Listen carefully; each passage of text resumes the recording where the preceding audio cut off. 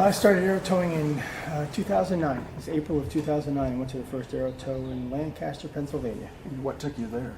I had just finished building a couple full-scale aircraft. Had been in RC for many years, and just finished building an aircraft called the Velocity, and decided that it was time to fly these gliders. I collected a couple gliders over the years, and one of them was a 4-meter Fox that I hung in my hangar, and it was gigantic. And I said, I really want to fly that airplane, but I knew the only way to do it was going to be to tow it. And when I had gotten out of RC, 10 years previously, there wasn't a lot in our area anyways going on with aero towing. So that's, my idea was get into aero towing, find somebody that could tow this airplane, and that would be the start of it. And that's all it took, huh? That's all it took. From that point, it was full throttle, and off we go. What do you like best about it? It's really the people. And I think if you'd ask anybody what they like about aero tow, they're always going to come down to it's the people. The laid-back atmosphere, no competition. Everybody wants to help everybody, and if you have a problem, really, you will have a really great chance of having it fixed before you leave the aero tow event, which is a really nice thing. So the camaraderie would be the simple answer. So since it's a lot about the people, and most people get to that point, it really doesn't matter what you have or what you bring to the table in terms of airplanes. Absolutely not. To Actually, enjoy it. the first aero tow I went to, I bought an airplane from the West Coast. I live on the East Coast. So I bought an airplane. It was a 3.5 meter B4 Pilatus, and it had they used it for slope soaring. I cut a wheel in the bottom of it and stuck a release in it, and went to the first event with this little tiny airplane, and that's what I went with. And since then, they have some foamies now that we can tow, and so we encourage people, no matter what you have, just grab it. If it's foam, if it's fiberglass, if it's plastic, doesn't matter. Let's get it in the air and have some fun. People pretty well accept the fact that you have been a force in injecting the renewed interest in air towing, especially in the last 4 or 5 years. Air towing has been in America since the late 80s and early 90s. But with the resurgence, a lot of credit goes to you and your colleagues at soaring.com. But what do you see in the way of any plateauing, if any, or growth in that regard? Yeah, that's a great question. Quite honestly, when I got involved with it back in 2009 or earlier than 2009, when I was getting ready to do this, I had a lot of questions on how to do things, and I couldn't find an answer. So that's why, eventually within a couple of years, we started scalesoaring.com. It started as rcaerotowing.com, and then we were able to get the domain scalesoaring.com, and that's what it is now. And the idea behind the website was to basically provide a place where you could go, get any kind of question you want answered, and be able to get to the events.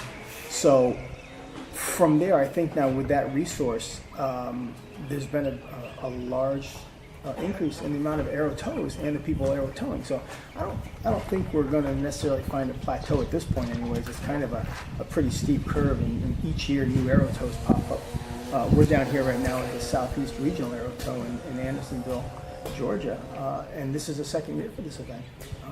The turnout was phenomenal. I mean, the weather didn't hurt. It was beautiful. But we had 28 registered pilots at an event that last year there was 17 maybe.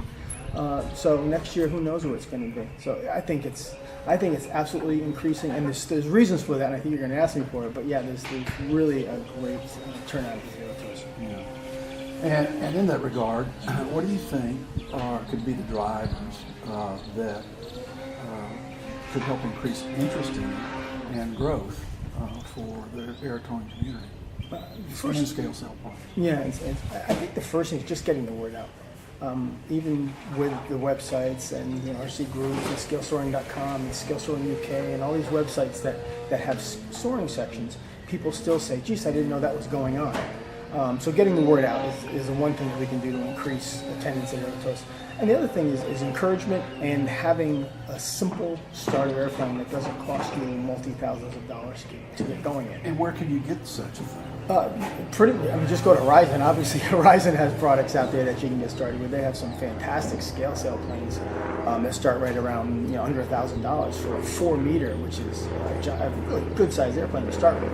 And on even the lower spectrum, you can go the Radians, you can go with some of the Colaruses. You can get them. I don't know if they're still being made, but any of these foam sailplanes that you can put a release in, it doesn't matter what you start with. You just need to get up in the air. It's so much fun. Once you do it, once you have one tow, you're hooked.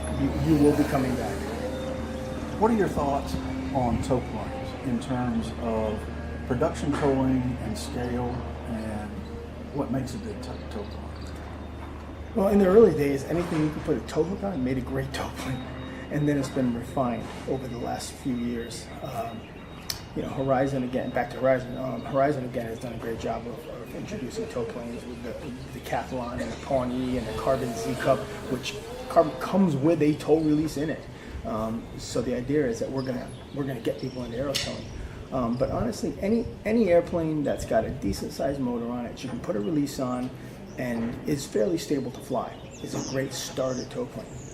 Some of the stuff coming out of Europe now, we have one it's called the Badul, which is just, it's not a scale sail plane. It was designed by a club in Europe. I believe the history on this, it was designed by a club and then put into production. It's designed for towing. And it is a production tow plane. You literally put a big motor on it, you land, you hook up, you go up, you drop the guy off at altitude, and you zip back down and pick up the next one. But like anything, there's nothing prettier than a scale sail plane being towed by a scale tow plane. There's no doubt about that. But with those parameters come drawbacks, which are scale sail planes or scale tow planes are built to look more scale and scale features, and sometimes they don't fly as great as something designed specifically for towing. In closing, what would you like to say to anybody who might be interested in this